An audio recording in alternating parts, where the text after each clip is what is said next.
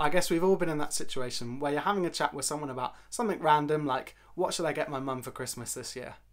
And it starts really well and they're telling you about this perfume that they saw in sale recently and they thought it was really, really good and we should go and check it out. And you're thinking, yeah, that's really helpful. But then they're telling you this kind of quite different story about them. They're on the train to London and they saw Hugh Grant and they're wondering whether they should get his autograph. And then in the very next breath, it's changed again. And they're telling you this really specific story of that time 5 or 6 years ago when they went to a beach in Cornwall and there were these loads of rocks that were kind of purplish and they weren't quite sure what they are exactly. And you're just left thinking, what has this got to do with what I should get my mum for Christmas? I guess we all do that kind of thing, don't we? We make connections between ideas which in our own heads seem really, really clear and obvious, and probably to the person we're talking to, well, they're kind of left with their head spinning in the dust way, way behind you conversationally. This week we're looking at the linking words tool, and this is really, really helpful for getting us to see the connections between the different ideas that a Bible author is bringing up. Fortunately, they never just splurge out random ideas onto the page. They always write purposefully and clearly. And so when you see a linking word, it's going to be really, really helpful. You can bet it's there for a reason, and you're going to bet that it's going to show you the connections between different ideas. But that doesn't mean it's always easy to tell, particularly through a first read-through. And so the purpose in the linking words tool is to make us aware of them and make us think about them more intentionally. So what is the linking words tool? Well, linking words are just those words which connect different ideas together. You and I use them all day, every day without thinking. The Bible authors use them all the time as well. And actually, the most helpful thing to do is to dive into some examples of specific words that you'll see quite commonly. Here's a set of linking words where the reason for something comes after the linking word and the thing that it's explaining. I bought an ice cream from a van recently because it's been super hot and 99p isn't that costly really.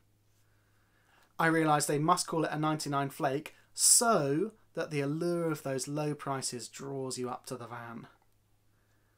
I briefly considered suing for false advertising since apparently a 99 is almost the same price as going out for dinner. So that was where the reason comes after the linking word. Of course, it's true the other way round as well. So here's a set where the reason comes first and the thing it's explaining comes afterwards. I had an unfortunate incident with a Mr. Whippy recently. Therefore, I've had to take out another mortgage. A bit of quick maths showed that an entire tub and a pack of cones is cheaper in the supermarket. Consequently, I do all my own Mr. Whipping these days.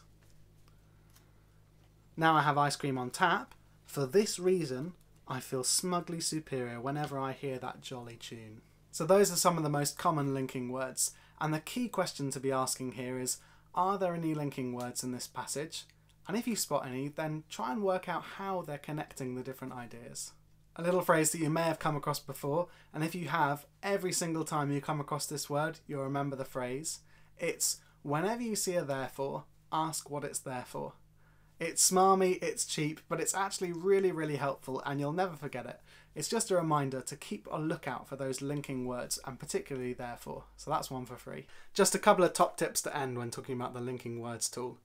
And the first is that, very similarly to lots of the other tools we've looked at in this series, to use the linking words tool really well often requires quite a lot of hard thought.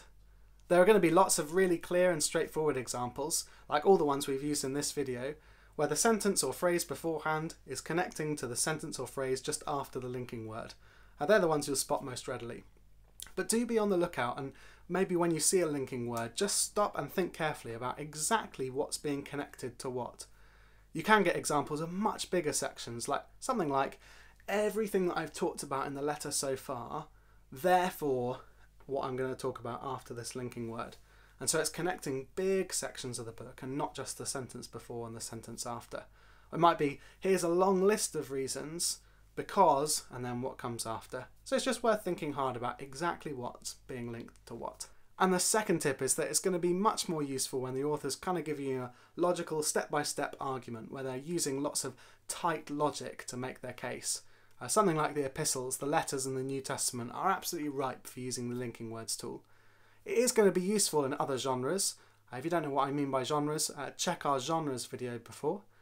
In something like an Old Testament narrative, there are going to be times that the linking words tool is really, really helpful for you, but it's just not going to come up quite as regularly as in something like the epistles. So it's just worth knowing that for when you're using the linking words tool. Well, that's the linking words tool, and I'm looking forward to seeing you again next week as we look at our next Bible reading tool.